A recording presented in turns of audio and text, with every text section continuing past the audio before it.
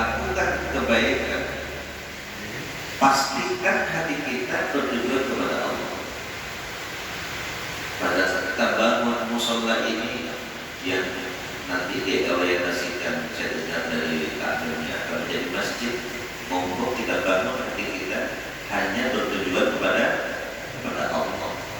Nabi Ibrahim juga demikian. Wa idh yarfa'u Ibrahimul qawa'ida minal baiti wa Ismail Rabbana taqabbal minna innaka antas sami'ul alim. Wa idh yarfa'u Ibrahim, ketika Nabi Ibrahim membangun al-qawa'id, pondasi Ka'bah bersama dengan Ismail.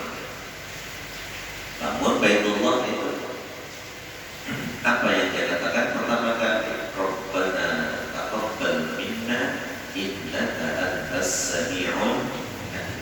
Ya Allah, tolong terimalah, ini adalah untukmu. Terimalah apa yang kami lakukan, hanya ingin mencari ridho. Ini penting. Sehingga kita melakukan kebaikan bukan supaya kita dianggap baik. Kita melakukan kebaikan, sholat lima waktu, bukan supaya dianggap orang yang paling surga, bukan. Apalagi merasa paling surga ini bahaya. Orang kalau sudah merasa paling surga, orang lain neraka semua. Dikit-dikit orang sesat, dikit-dikit orang kafir dan lain sebagainya. Mereka mau dakwah atau mau menghukumi orang, kayak panitia surga. Apa sekalian, rahimahullah. Jadi, faman syaa'a attakhadha ila rabbih ma'aba. Itu satu sekalian setiap detik. Makanya saya katakan, kapan hari raya kita? Hari raya kita adalah saat hari ini mata kita tidak bermaksud kepada Allah. Kapan hari raya kita? Saat hari ini lisan kita tidak ngomongin orang lain. Kapan hari raya kita? Ya saat telinga kita tidak mendengarkan ghibah. Ini harus kita sadari, saudara sekalian. Jadi saat seluruh anggota tubuh kita sebagai amanah yang Allah berikan kepada diri kita berjalan menuju kepada Allah, dan itu hari raya kita. Benar tak? Saat telinga kita mendengar nama Allah, saat lisan kita menyebutkan nama Allah, saat mata kita melihat sesuatu yang diridhoi oleh Allah, itulah yang akan menjadi kenangan terbesarnya besok di akhirat. Maka karena itu kenangan paling besar itu besok di akhirat sujud kepada Allah. Wasjud waqtarib. Bersujudlah, mendekatkan kepada Allah Subhanahu wa ta'ala. Karena itu orang-orang yang mati saat ini, ya mungkin ada jutaan manusia, bahkan miliaran manusia ingin kembali. Laula akhartani ila ajalin qarib fa asaddaqa wa akun minas shalihin. Teriakan, tangisan, tidak ada yang datang, tidak ada yang datang. Maka karena itu dia ingin kembali ke dunia. Ya Allah, tolong kembalikan saya ke dunia sebentar saja. Ila ajalin qarib, sebentar. Maksudnya ila ajalin qarib itu sebentar saja. Ya Allah, mau ngapain? Ternyata yang dia inginkan adalah ingin melakukan kebaikan, ingin sujud kepada Allah, terutama nolong orang. Ternyata nolong orang lain itu fa'as-saddaqah. Yang ingin dia lakukan itu ingin bersedekah. Ya, karena memang di alam kubur itu reward sedekah itu nyata di hadapan dia. Wa aku minas sholihin, aku mau sujud kepadamu ya Allah. Jadi mau sedekah, mau sujud. Karena ciri khas orang soleh itu ya sujud kepada Allah. Karena itu sahabat sekalian, rahimahullah.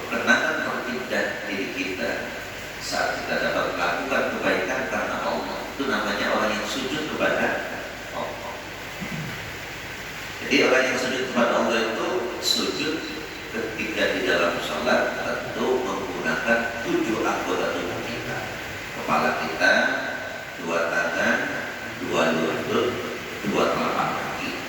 Ya, itu sujud di dalam sholat dan sujud di dalam syariat. Tetapi sujud kepada Allah, hati kita yang sujud kepada Allah adalah saat kita melakukan kebaikan karena Allah.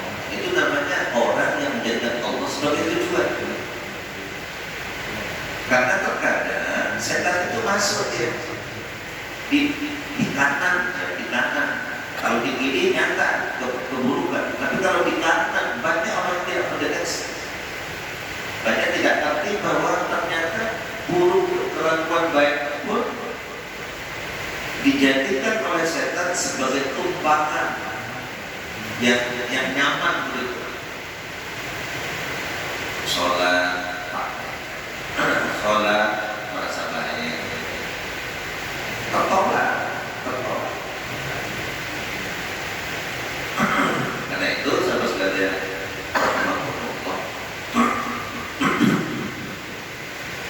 maka melatih diri kita untuk bertujuan kepada Allah itu tidak mudah. Maka berlatih hati kita untuk menghadapkan hati kita kepada Allah Subhanahu wa Ta'ala. Jadi betul-betul dipikir, iya ya, Allah itu melihat hati kita. Lintasan hati kita selalu dipandang oleh Allah Subhanahu wa Ta'ala. Masa ya kita buruk sangka sama orang? Hati kita selalu dipandang oleh Allah Subhanahu wa Ta'ala. Masa ya terus bermuruh dengan hanya kepada dunia? Ya monggo diatur apakah hati kita dengan cara Allah ya, seperti olehnya Syekh Baharuddin Al-Syabandi, atau yang mengikuti tarekat apa la ilaha illallah Muhammad Rasulullah fi kulli lamhatin wa nafasin adadaha wasi'ahu ilmullah, misalnya begitu. Itulah yang diajarkan oleh Syekh Muhammad bin Alawi Al-Maliki. Jadi saya mendapatkan talqin fikir dari beliau Syekh Muhammad bin Alawi Al-Maliki. Jadi hati kita kan terus dipandang oleh Allah. Cara melatihnya yang minimal tidak bersangka sama Allah. Minimal kalau hati ini terus-menerus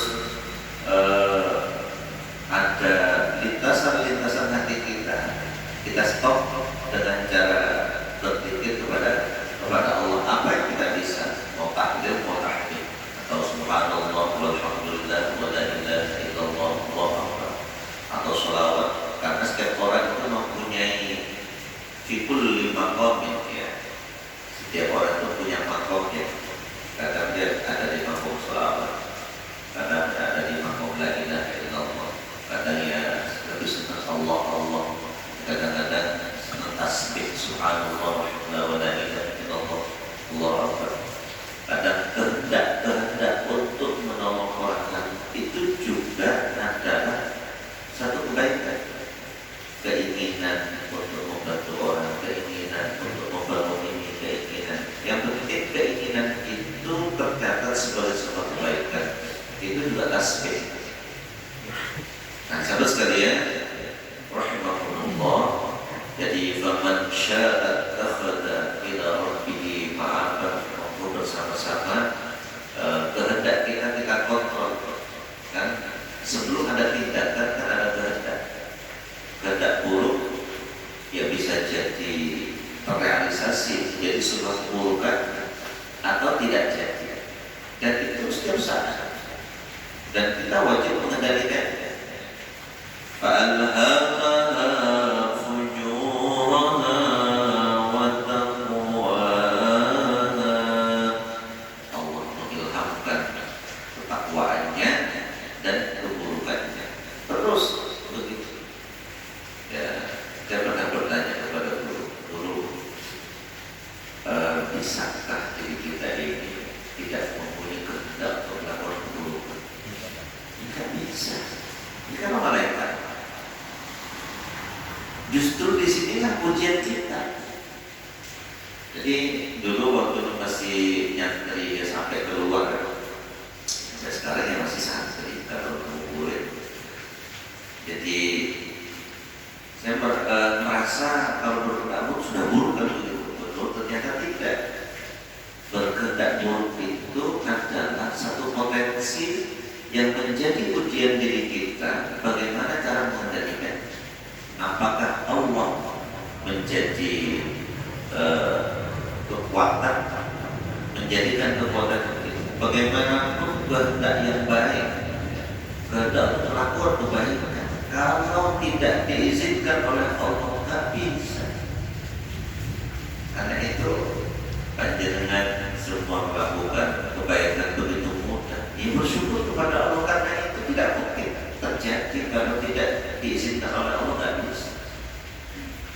Sama sekali tidak bisa. Bagaimana perjuangan diri kita awal-awal ya. Kita semua kan tahu bagaimana mau bangun sebelum subuh itu susahnya minta ampun. Pakai alarm, ya pakai ini, pakai ini. Alarm sudah bunyi-bunyi, titit, mati dan tidur lagi. Dan begitu. Awal-awalnya kan begitu. Kemudian menjadi habit, kebiasaan yang terulang. Dan menjadi satu kebiasaan seolah-olah bagi kita sudah biasa. Padahal itu anugerah terbesar kepada diri kita. Jadi orang yang bangun sebelum subuh itu seperti hidup dibanggakan oleh Allah di awal malam. Bahkan Rasulullah juga mendoakan, Allahumma barik li fi ummati fi bukuriha. Ya Allah, berikan keberkahan kepada umatku di pagi harinya. Pagi hari kan dimulai jam 12 ke atas, sudah pagi hari. Sampai Allah bersumpah dengan waktu subuh, wasubhi idza tanafas, demi waktu subuh dan untuk bernafas. Bernafasnya alam semesta ketika matahari mulai menampakkan cahayanya yang disebut dengan fajar shadiq. Wasubhi idza tanafas, hidupnya diri kita ya ketika kita juga bangun di waktu itu. Maka berterima kasihlah kepada Allah kalau kita termasuk orang-orang yang dikehendaki oleh Allah untuk melakukan kebaikan di waktu subuh yang penuh dengan keberkahan ini. Dan semoga keberkahan itu terus menyapa diri kita sampai kita dipanggil oleh Allah Subhanahu wa Ta'ala. Dan semoga Allah tidak memanggil diri kita kecuali Allah mengampuni semua kesalahan kita, dan Allah berikan keberkahan saat kematian kita dan setelah kematian kita. Al-Fatihah.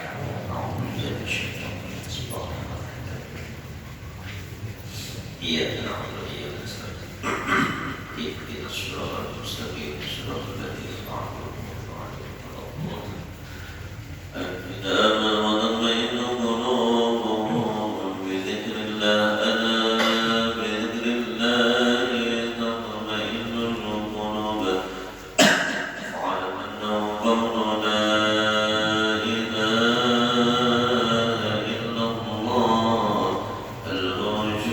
في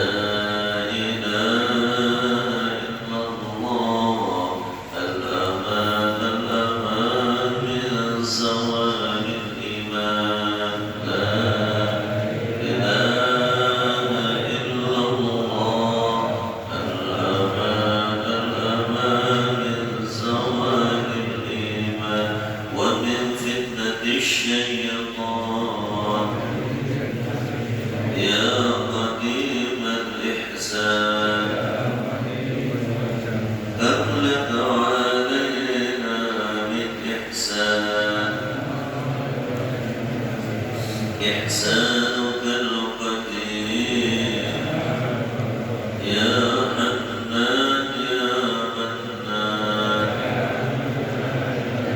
يا